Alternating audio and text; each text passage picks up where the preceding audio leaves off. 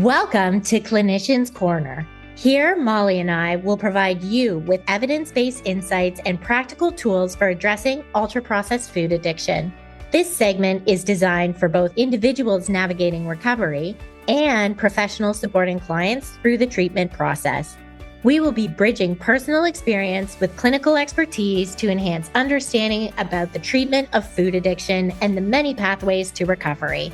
Each episode explores key topics such as the neurobiology of addiction, strategies for sustainable recovery, behavioral interventions, and the impact of diet trauma. We'll also discuss practical approaches for fostering self-compassion, managing setbacks, and building individualized, empowering eating practices. Whether you are in recovery or a clinician working with clients, Clinician's Corner offers research-informed perspectives, real-world applications, and therapeutic tools to support long-term healing. Join us the first Friday of each month for thoughtful conversations that equip you with the knowledge and strategies needed for meaningful progress in ultra-processed food addiction recovery. Expert insights, practical tools, transforming recovery one conversation at a time. Hello, Molly. So good to see you. Hey, so good to see you. I really hate that we're not together in the same place anymore. I know what most people, well, maybe they will know because we probably talked about it on last Clinician's Corner, but we just got to spend the whole month almost together running 2 retreats, and Vera actually came to both of them, which was awesome. And we thought as a way to bring listeners kind of into the journey, we would talk about one of the topics that we covered in the Liberation Retreat, but that will also be in our Liberation modules. And we think it's so prevalent with ultra-processed food use disorder. And it's also plays a big role in, I think, for a lot of individuals with food use disorder who live in larger bodies. Yeah. Well, let's let them in. What are we talking about today? Yeah, so today we're going to talk about stigma and we're going to talk about shame and dun dun, put on the heavy, right? Cue the music. This is some tough stuff. And let me tell you, participants at the retreat felt the same way, but I think they also left with a new understanding, and also that the goal is not to live a life without shame, because that's not actually possible, but it's to acknowledge it, and it's to notice when it shows up, and to not prevent shame from letting us live our life. So we started with a bit of psychoeducation, and I will just kind of launch into that now. So most people think stigma is kind of a feeling or a social attitude, but it actually has a really fascinating history. So for thousands of years, humans have marked certain groups as quote unquote others. And so the word stigma comes from ancient Greece, and a stigma was literally a physical mark or burn or brand placed on slaves, criminals, or people that were considered socially undesirable. And the mark kind of served as this public signal. It told everyone, this person is different, this person is less than, and this person does not belong among us. And so that mark wasn't about identification. It was about social status. It was about shame.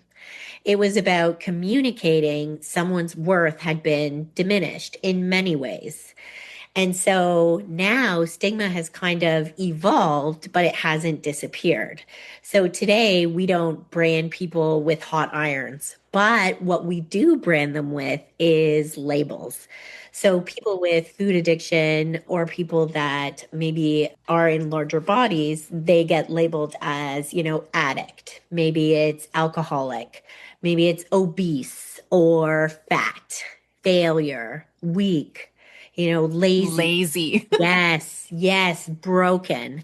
And the marks have moved from skin to language, and language is incredibly powerful. So when society kind of repeatedly attaches these negative stereotypes to a group of people, those labels begin to shape our opportunities. They shape our relationships. They shape our healthcare, our employment, maybe even public policy, but mostly how people see themselves. And this is the process we know as stigma. And research on addiction and shame describes stigma as this process of devaluing or stereotyping or socially excluding people based on particular characteristics or conditions. And so those people with food addiction, maybe binge eating, eating disorders, stigma's everywhere. And the message is if you just had more willpower, or if you just cared more, if you were more disciplined. And these messages really reduce the complex biological, physical, psychological, social, environmental realities of substance use disorder into these moral judgments. And after this morality has taken place, then there's this second layer that kind of emerges for most people. The external stigma becomes internal. And so now the voices that used to be outside now start speaking from within. So instead of people think I'm fat or I'm a failure, it becomes I am fat and a failure. Or, in my own personal experience with alcohol use disorder, it wasn't that people think I'm broken because I'm a drunk, but it is I am broken and I am a drunk. And what we did as one of the exercises during the retreat is I had them write down on sticky notes kind of 5 things that shame had kind of, or stigma messages that they had received about themselves. And so they wrote down 5. And then I said, I want you to stick them on you. And this was really dramatic because what I did was I stuck mine, which was like, I'm a drunk and I'm not trustworthy over my eyes. And this is how I see the world. And this is what I'm looking through these lenses all the time. And so what's happening is it's no longer about our behaviors. This is now about our identity. And so for people with food addiction, suffering isn't just about the food. It's this belief that we have that we are fundamentally flawed. And that's why shame is so dangerous, not because it hurts, and it does hurt, but because it really changes what we believe is possible. So now shame is telling us don't even try. You'll fail again. You don't deserve better. And who do you think you are? So shame doesn't just wound people, it really shrinks their lives and they stop living life and start isolating because they lose that lens of possibility. And that then reinforces their coping mechanisms. Mm-hmm. Yeah. Yeah, it's this really like devious kind of process that plays out, right? So I think a lot of these things maybe start out well-intentioned. Maybe thousands of years ago it was well-intentioned. Maybe, today even these things are well-intentioned, but the impact is really devastating for the people who are on the receiving end of it. And it makes sense. We are wired to judge, Yeah. right? Because we have to And figure to out who's compare, to to see compare, where right? we Because to fit see in. where do we sit, who's safe, who's not safe, how do I make myself safe, all of those things. And so I don't want to like shame that piece of it. Like you're biologically wired for that. But what I'm hearing you say, and it's so interesting as you're like sharing, what for me, I get to that internalized part, like the externalized stigma, whatever, like people are going to do what people do. And there's only so much that we can do to kind of run interference on that, right? We can try to educate, we can try to push back, we can whatever. But at the end of the day, people have very good reasons for making the decisions that they do. So they probably have very good reasons for stigmatizing or othering people or groups of people. The internalized place is where I get all sorts of fired up because so much of this happens pre-verbal. So much of this, we are like soaking in this, marinating in this like goop of social norms, cultural norms, whatever it might be. And so it becomes internalized. I was just saying this to somebody else the other day where it's like, our parents do such a good job of getting that in there from the time 0 to 7, right? Because then 7 is the first pruning roughly of our right neurons and different brain structures going like changes are happening. But they do such a good job that now at 43, I can sit here and there are things that I won't do because I hear that voice literally in my head, right? You can't wear that. You can't do that thing, whatever. Like there were lots of messages, but it's that internalized place where I get fired up because that's where we can actually do the work. We can't, right? Like, I mean, we can do some stuff externally, but the impact is going to be so much bigger when we can do it for ourselves with our internalized stigma and our internalized shame. Right. And I think that was what we started to work on when we were at the retreat, right? Because what happened was our survival strategies. So, our attempts to cope with loneliness, trauma, overwhelm, stress, grief, disconnection, maybe even pain, often using food or using behaviors, right? And all like those were originally these survival strategies. Now they've been mislabeled as character flaws. Right. So, but these are behaviors. And although these behaviors are maybe no longer serving us, it doesn't mean we're defective. And that's the heart of the conversation I think we need to discuss today is what if shame was never the whole story, right? What if the problem isn't that we're broken? What if we've just been carrying this stigma that was placed there by culture, family, diet culture, by misunderstanding where this came from?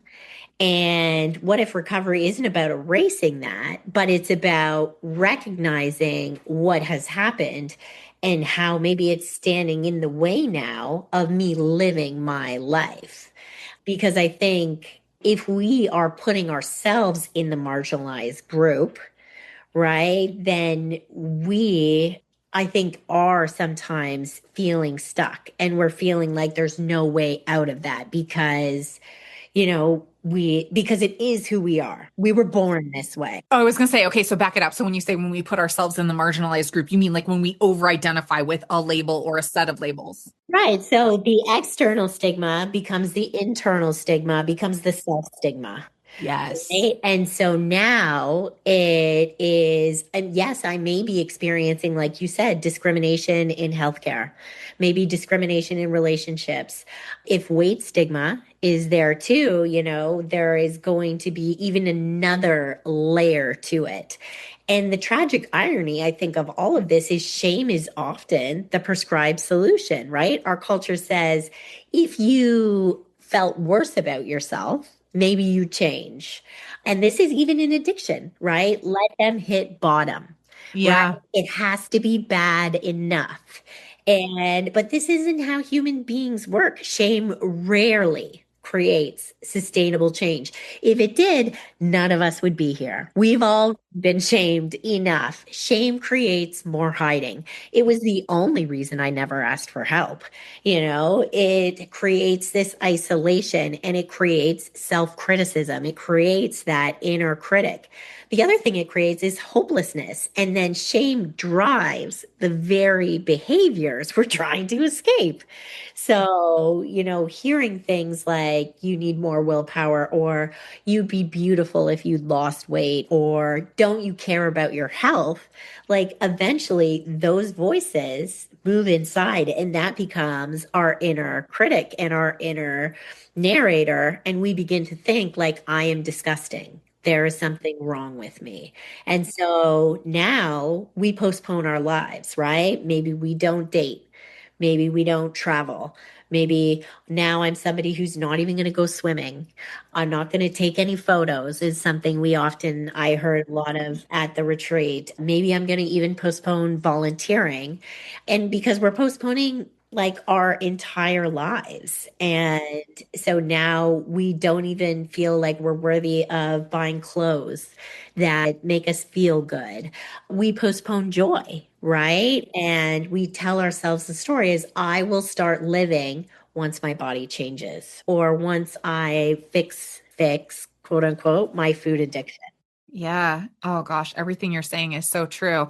And as you're saying all of those things, what it does for me is it reminds me that like the very thing we're going to talk about is a big ask. And I just want to like say that out loud because anybody who's listening, I don't want you to hear this and think, "Oh, Molly and Clarissa are talking about this thing and it's so easy for them." And whatever. Like cuz I know I can go to that place when I hear people. I was literally listening to somebody else who was saying, if I can do it, anybody can. And I'm like, I really hate that sentiment because that's not true. It's so not true. We can only do what we can do. Yeah, because they'll be like, if I can do it, anyone can, because I had it the worst, Because is I had it the worst. also something Exactly, they exactly. say. And I'm just like, actually, oh, can we not do that? So just to like keep in mind as you continue to listen to this conversation, it is a big ask because everything that Clarissa is saying is so much more than just like a simple reframe, right? There's because this is like deeply ingrained stuff. And as you're saying these things, all I can think is like, yeah, and because I was that person too, that I was like, but society says I'm not worthy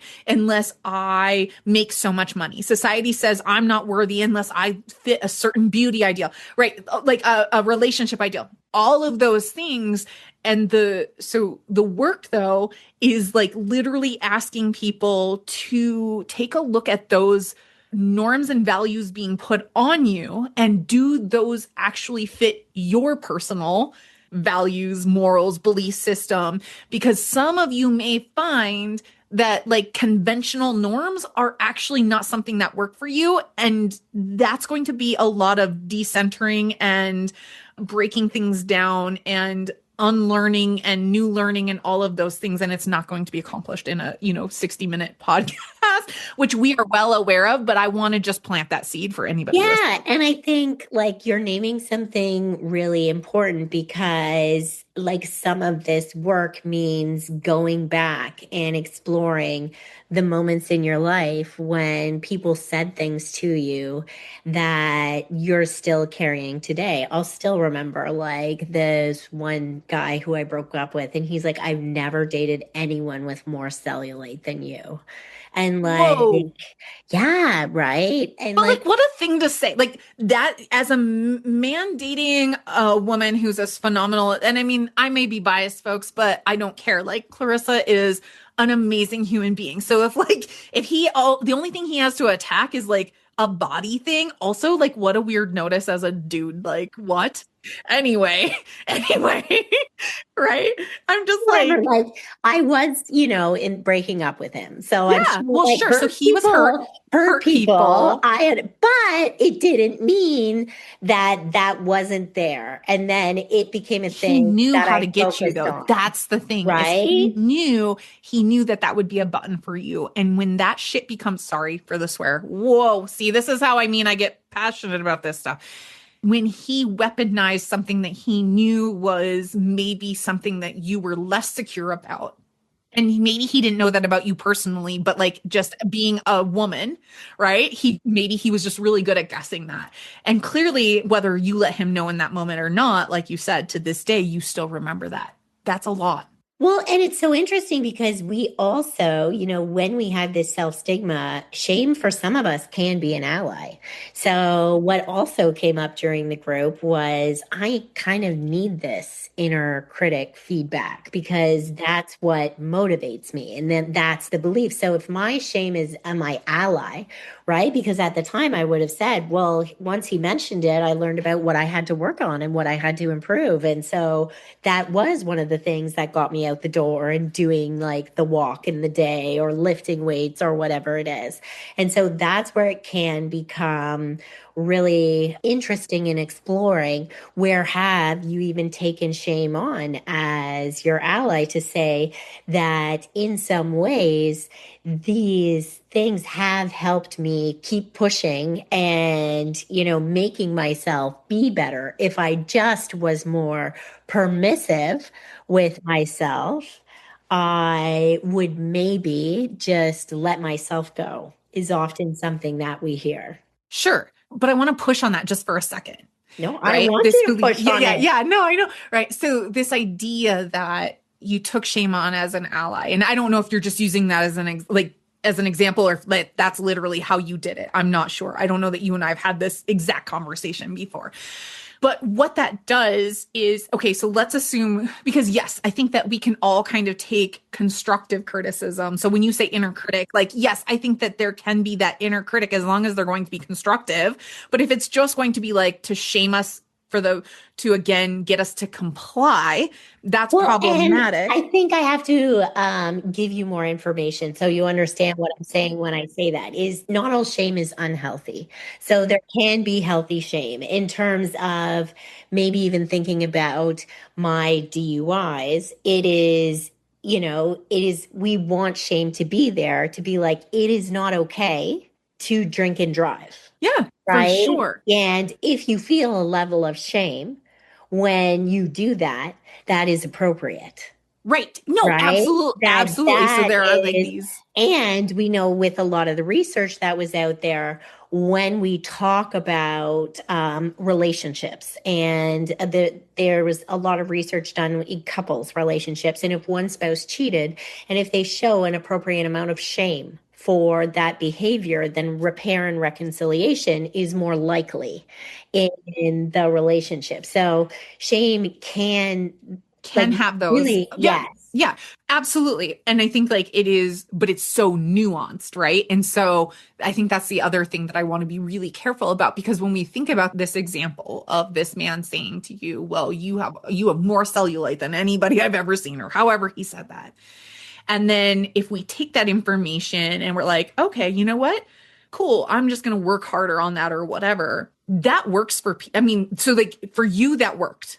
No, it worked for a while. Oh, Okay, okay. Okay. I'm not, but that was when shame was my ally. Ah, got it. And so if you asked me in that moment, oh, just love your body, I would have told you, go, what yourself, Right. because because that is where some of this work can be really challenging because some of us are so in it still that we can't see out of it. And that's where shame might be an ally to us. Yeah, sure. Absolutely. I think that there's the other piece too, where we feel shame because we've been shamed for that all of our lives, especially as women and seeing this in social media and the airbrushed photos, all the things, whatever it might be. And that's also an opportunity to, instead of saying like, wow, like I really need to work harder on myself, it also could be like that could be true. And it could also be true that that belief system actually doesn't work for us. So, like, if somebody had said that to me, like, there was a time in my life where I would have been like, I know, like, tell me something I don't know. I'll work harder. Blah. But the today me is like, actually, I don't center that kind of stuff. Like, I have zero interest in, like, I don't care what a man thinks about my body. I don't care what a woman thinks about. I actually don't care. I don't care because I don't center other people's opinions of my body over my own. Now, does that mean I'm perfect in it? No. Like, I still have vulnerable moments and I still get zinged for sure. I want to say that piece of it. But that's where we can actually take that energy of somebody attempting to throw shade, right? Or shame us. And we can turn it around and we can check in with ourselves and go, wait a minute, is that actually mine or is that them? Is that them telling on themselves that they have insecurities about those things or those are their limitations and they're putting it on us? And does that even matter? Like, if I don't care to adhere to the thin white ideal of beauty, whatever, because I'm actually never going to fit that standard. Like, there's just no way genetically I'm ever going to fit that standard. And there's one part of me that could run myself into the ground, really, really trying and destroying my mental health in the meantime. Or I can try to embrace this other way where it's like, actually, I don't fit those standards. So then who says I have to? Who are they and why do they think they know kind of deal? So I think like there's so much room in all of this. And there are ways where shame can, like you said, it can be the intention behind it, I think has always been, again, like for the better good, quote unquote, whoever they think they, again, why do they think they know? I don't know. But obviously in the case of like a DUI, that's something different, right? That's more than one person's life at risk here. But when we think about body and food, right? Like these things that we particularly deal with these days, why would somebody say that? Why? Yeah. That's what I'm genuinely curious. I am I know. genuinely I curious. feel I'm like not it's saying funny that to that be I've mean. never even I'm told you really, this I'm before. genuine. No, you have no, and I'm genuinely curious. I'm like, I'm just like, as an observer, I'm just like, what would make him say that? Right. But then the thing is, would have never told anyone that that was said to me because then I would think everyone examined my cellulite. And B, it was an external comment made to me that I internalized that then I bought cellulite cream for the next 20 years. It was something that I did. And maybe I did stop. Like if I was going to wear a swimsuit, maybe I wore a cover up. But I wouldn't go to the pool party and I wouldn't do, and this, I was in like my, I don't know, early 30s or whatever. But that's what we're talking about today. Is how now this, like something, a comment, something has been made, and why it's important we explore this stuff about how these things have affected our lives and has it made us stop living our lives in terms of like our values. So, you know me, I'm somebody who loves to travel. And like, that would have been something maybe at that time that would have made me stop traveling or made me stop connecting with people or dating or, laughing, loving, and living life. And those are just part of being human. Those aren't rewards for weight loss, right? No, right. And like, Yes. No, I mean, I think, yeah, I mean, it's a great example. It's just one iteration of how this shows up, like you were saying.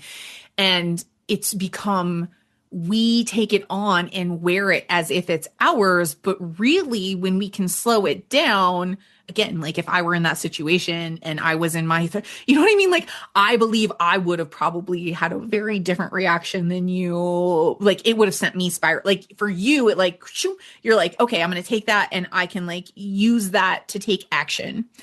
And I'm a person, because of my history, I would have taken that and I would have been like, well, one more nail in the coffin as to how Molly's a fat, lazy POS and bull in a china shop, pick up the all the terrible things that were ever said. And what I'm taking from all of this, though, right, is like, we really have to slow it down if we're doing this work because there are so many hidden zingers out there for us. We don't even know the extent, I think, into this internalized, right, shame piece that where we stigmatize ourselves and we don't even know all the ways and we can't probably know all the ways I because think we don't know how unless it's we happening. start actually exploring it. And so that is honestly the why we're having this conversation today. There's actually an exercise that I put forward to the group that will link into the show notes for people who really want to start doing some of this exploration because I feel like it's really hard to live with shame and heal from the negative aspects of shame until we understand where it came from. Because most of the people that I have conversations with around, shame is like, they'll tell me, oh, look, my life was pretty good. Like, I don't actually have that much to complain about. And then once we start actually uncovering these things, we see, like, wow, you've actually been living with a lot and you've been through a lot as well. Yeah, absolutely. I think that's such a good idea. I know for me, when I started digging into my shame, for a long time, I had this story that it was like my mom, everything was my mom. And I'm not saying that's not true. I think, like, as a role as a mother, if you're going to choose to like bring children into this world, I think that, like, sorry, not sorry. Like, I've worked too long in the systems that I've worked in and had my own experiences as a child and raising my own children. I really come from this place of like, there is a level of expectation there. And here's the thing. The more I have matured and grown and done my work, what I'm realizing is that she was just parroting the messages that were out there, right? Like, and some of it was her own survival. The narcissist in her, right, is just like, oh my God, this child is an extension of me. And if she looks and acts a certain way and sounds a certain way, then that's a direct reflection on me. And she couldn't bear that shame, right? Quote unquote shame. But the thing that's really helped me is to realize, like, oh, she's just like another like her voice or like her message is the same as the rest of the message. And so it's really helped me to like take the sting out of that too, right? Like there wasn't this special, you know, I don't even know, evilness or whatever, right? Like it wasn't like especially whatever. It's just like, oh, you're just like you're part of the peanut gallery. And because of that, it actually made it easier for me. Once I could see that, I was like, oh, actually, it's easier for me to just write you off like the rest of the people that I don't actually care what they have to say. You know, like for a while, there was like this, you know, kind of like standard of like, unless you're feeding me, paying my bills, you know, in a romantic relationship with me, co-parenting with me, like unless you are any one of these like categories, I actually don't care what you have to say or think or feel about me. All of that you can keep to yourselves, folks. Like those are your personal inside thoughts. But it's taken a long time to be able to get there because these things are they're so sharp when we meet them. Yeah.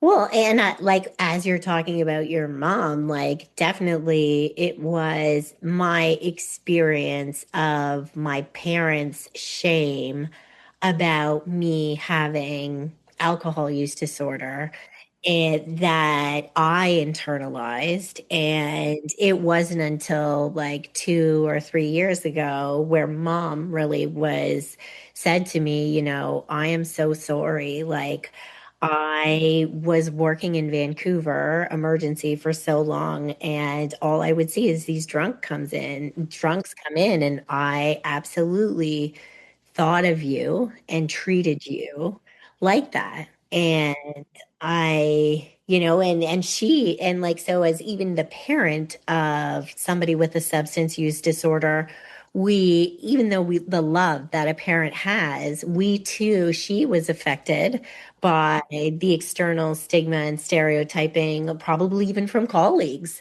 about these drunks that would show up in the ER all the time and like, what? Now my daughter's one of those. And so, like, it is really challenging and really deep. And it's something that's constantly still, I think, unfolding in my own recovery journey. And so when you say this is like something that's, you know, like don't feel like people have to figure it out in 60 minutes. It feels like it's been 60 years of me. I know, right? Yeah, we're only in our 40s. We're only in our 40s, but it feels like it's been more decades Yeah. That on some of this this work. is really tough. And as much as I am trained in self-compassion therapy, and as often as we hear, I think healing from shame is really about, oh, you just have to really be self-compassionate. I think that's way too simplistic. Right? Is that we hear like just love yourself or be more compassionate with yourself and or practice self-compassion, and that's so invalidating in those moments because don't Well, you it's not enough, right? Like you said, it's yeah oversimplification. Like that's part of the process. And it is a very real skill. And self-compassion is the antidote to shame, but it's not the whole story. right, because I deeply believe in self-compassion, but many people would hear those suggestions and think, I don't even know why I hate myself so much. Or another thing we heard in group was compassion feels fake sometimes, right? Mm. Or part of me doesn't believe I deserve compassion. And I would say that makes so much sense because shame doesn't come out of nowhere, right? Shame isn't this like personality flaw that we have. It's a story that's been written in our lives years and years and behaviors and sometimes decades. And so it's not something that we can just easily like when I see these things like let go of shame or release shame, like these, Right. You're like, self-help oh, things. is it like doves that we're letting go? Like let's have a dove releasing ceremony. I mean, which would be cool. And honestly, that's actually a really good idea. I really like that idea Yeah, I would as a love to comment, be right? able Like, to yeah, like. yeah, I feel like my shame would not be doves. It would be like dark bats, like bleh, right. Yeah, something. Yeah, no, I know. or I was those just like thinking like, dead vultures, just like eating dead bodies or like crawling. I love vultures. I'm such a dark person though. Like I really am a dark. All these things, I'm like, God, that's so lovely. Yeah, Yeah. right. But that's so true, right? Is that like there's so much more to this than this like frou-frou whatever feeling, and self-compassion, compassion in general can feel really disingenuous when it's not When our there's no understanding, well, right? there's no You have understanding, to but understand it before you can have compassion for it. well, yes and no. I mean, I do want to push on this idea a little Oh, bit I'm curious. because I think that we show up and give compassion to perfect strangers that we don't have understanding of. That's true. And it does make it softer. You're right. I think that we do. And so I don't know that we have to, I don't think that we always have to go to this intellectualization place first. I think that that often feels good because compassion has not been the default that we've received. And so it feels disingenuous when it's happening, whether it's self compassion. So it's us hearing our own voice with those, right, with those words or somebody else. But I don't think that that makes it bad for us or that we shouldn't try. No, you're right. It's hard to And receive, and that's our growth edge. yes, and I do think if compassion can land for you, then yes, dive fully into compassion. I think if you are that other subset of people who's like, I don't even know why I hate myself so much, or like compassion really feels like so fake and like you don't deserve it, that's where I think your growth edge might be getting curious about it, right? Where did it But come about from? that piece, but about Right. that piece, About the shame, not about the compassion. I would say it's about the piece of getting curious around what makes it easy for me to accept the shame story as true and the compassion story as untrue. Right, which I would say that is where did this come from? Who handed it to me? That is what I would say is understanding where shame came from. Maybe. Yeah, I mean those are probably components of it. And certainly like everybody has to find their way through. My experience is and this is just my experience 20 years, right? And a personal experience of doing this and again it doesn't work for everybody and I get it. I'm one of those people where I had to go to the head first. I had to do the intellectualization first. I had to be the person who had cognitive behavioral therapy first for intervention. Because if you would have come at me with that stuff, I would have been like, this is woo woo BS. Go kick rocks. This is so inaccessible to me. I have no way to figure this out and I'm going to fail and I'm going to be wrong. So yes, from that perspective, yes. And then I would say, after being a talk therapist, using cognitive behavioral therapy, motivational interviewing, like, the quote unquote gold standards for all these years with people, honestly, the thing that has the most impactful change is when we flip the script and we go to the more self-compassion, somatic, like when we literally go to, right, the actual root of it. Yeah. Absolutely. I agree, but we are doing that with them. Yep. I think it's Yes. hard to do it on our own. Yes. Oh gosh, no. Oh, no. Right. Is like, so if you're like in sweet sobriety, you are getting inundated with it in every response Oh and yeah. even from other group members. But I think if you are somebody that's doing this work on your own, or you're doing this maybe with a one-to-one therapist, that absolutely, cognitive may be the way in, but it is going to be important for you to surround yourself with some practices that are compassionate and somatic as well. Yeah. And that makes sense. I think the thing that I would point out here too, that makes sense like in an individual session because the attention, right? The attention is on you solely as the client. That can feel bad to receive the compassion because it's so focused on you. Where in a group situation, it's dispersed, and you can model off of, like, you can watch other people receive it and be like, oh, nothing bad happened, or the coach's response was blah blah blah to them. It could be that way for me too, right? So like there's some like different experiences when we do it that way, so again, from that individual. But we've talked in group multiple times about the receiving part of it. The, like, when we say, like, my experience of you is this, right? And they have a really hard time. Yeah, they cringe. Yeah, right. And they get very mad, actually. Yeah, There's a lot of sometimes, anger yeah. that shows up, that Pushback. protection of, like, yes, of like, who do you think you are? You don't know me. And I'm like, you're literally trying to convince me that you're a bad person. Like, this is interesting. Right. So again, like, to come back to that shame piece of, like, we have so internalized that we are bad, we are broken, we are fundamentally yuck, right? Like, that there's no redeeming quality about us. Like, that is so deep sometimes. Right. And shame can be, again, that protective strategy that you're talking about, right? It's like, so if shame says to me, don't speak up, that's probably because I spoke up one time and then I got hurt. Or if it's like, don't trust people, it's probably because I did trust people and that trust was violated at some time. Or if shame is telling me stay small, that's probably because I put myself up on stage to play the piano and I forgot everything. And then I ran off the stage crying. And my parents were like, this, oh, Clarissa.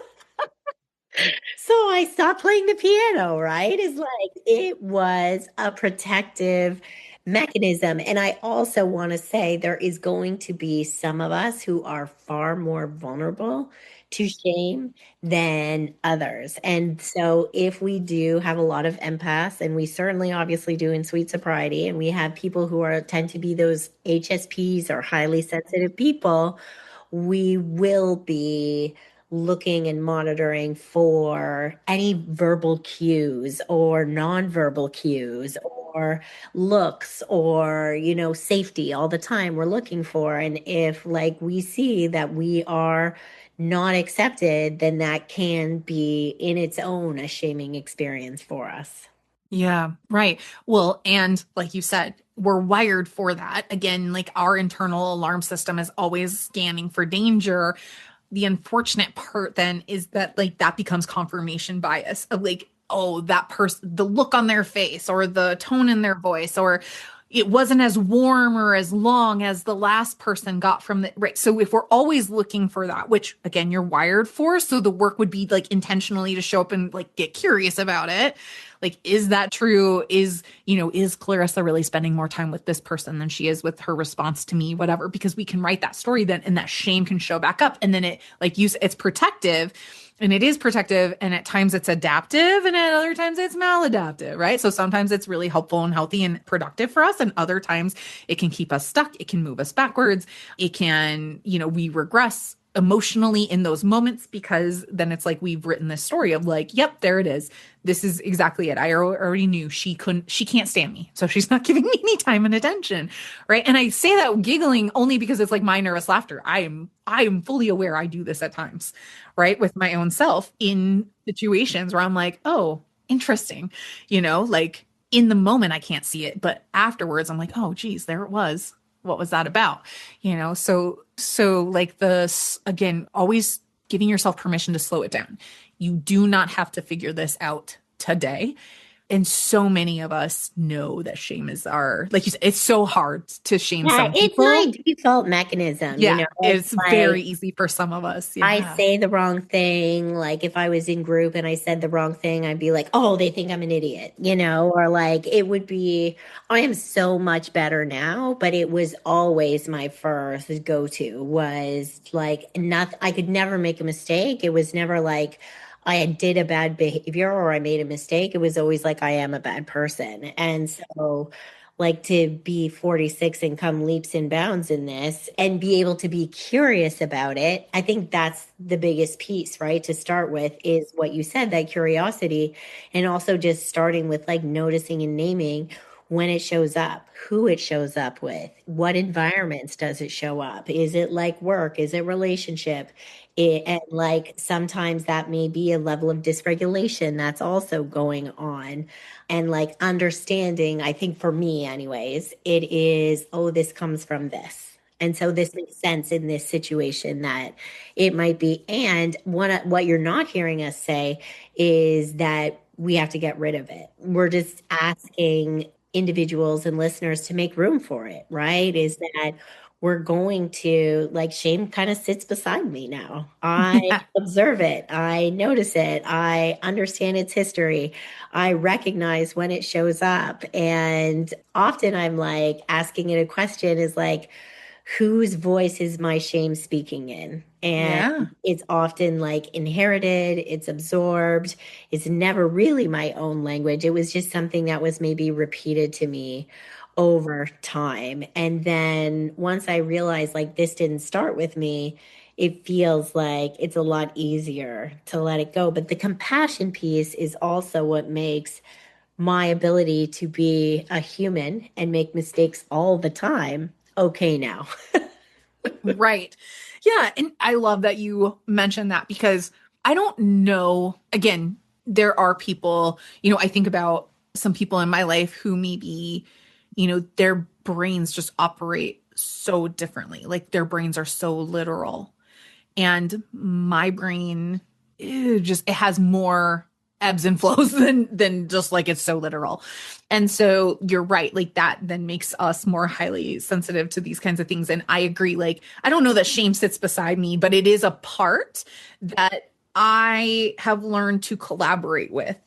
I don't always have to like it. In fact, I don't know that I like shame at all, but I'm willing to collaborate. Like I can have a professional relationship with my shame. And I love that you're laughing at me, but it's true. I can. Like I can have a professional relationship with my shame and collaborate and go like, like, hey, I hear you making loud noises over there, shame, about this thing. Let me check in. Is this actually something that I need to carry, or is this something that I'm working to let go of? Because you're right. There are some things where it might show up in it. The extreme version of it probably isn't valid, but there may be something in there where it's like, this is my growth edge. And can I address that from a place of curiosity instead of just like deciding the shame story is the truth, the only truth, so help us all, like it doesn't have to be like that. But I agree. I mean, you saying that, I was like, oh yeah, I guess I kind of do that too. Just like my darker parts of me that I used to really hate and try to like shove again because of shame. Now I'm just like, actually, I love those parts of me. They are not always awesome, right? Like, especially if you're on the receiving end of it, but, but they all serve a purpose and shame does too. Not that we should go out and shame people, and not that it's okay that people have shamed us, but that we can take it and we can leverage it for our own benefit once we can let go of the stories around it. Yes, I love it. I think this was like, I hope this was a helpful conversation for everyone today. And again, like we said, we're going to be releasing Liberation sometime in September. And so there will be multiple modules on shame and diving into it and some exercises around it. And yeah, what you're not hearing us today is like that we are free from it. Yeah, no, That's no. not what we mean by liberation. It's about learning to live with and accepting that it's one part of us, and to just make sure that it is not getting in the way of us living our values and like putting our life on hold until we wait until it goes away. Because, Right, right. Until I'm thin enough, until I'm pretty yeah, enough, until I'm until smart enough, my until whatever addiction those is things are. cured and like, Right, right. Until I'm sober enough, not whatever. No, your life is happening right now. So get in there and live it, get in there and live it, whatever that means. And yeah, you don't, to your point, Clarissa, like you don't have to do it alone. If you are a person who's listening to this and you've tried to do it alone and you're like, okay, this is not working. I've tried to work on shame and whatever, like reach out. We're happy to like have a consultation with you or give you some ideas of where to look. Again, like I don't care if people work with us or not. But if there's something I can do to support you in getting the help that you do need, I would love to do that for you. I'm happy to offer that. Beautiful. Well, and we also want to know what you want to hear more about. So you can email us at foodjunkiespodcast@gmail.com. awesome. And we will see you next month. Bye, everyone. Bye. Thanks for joining us this week on Food Junkies Recovery from Food Addiction. Make sure to join our Facebook group, Sugar Free for Life Support Group. I'm Sweet Enough. Molly and Clarissa are food addiction professionals who offer one-to-one counseling and group coaching through Sweet Sobriety. Please subscribe to our show so you never miss an episode. While you're at it, if you found value in today's episode, we'd appreciate you leaving us a review on your favorite platform. Your feedback helps grow our show and allows us to reach others who need to hear this message of recovery. Don't forget to pick up a copy of Dr. Tarman's book, Food Junkies. And as Vera always says, the power is ours.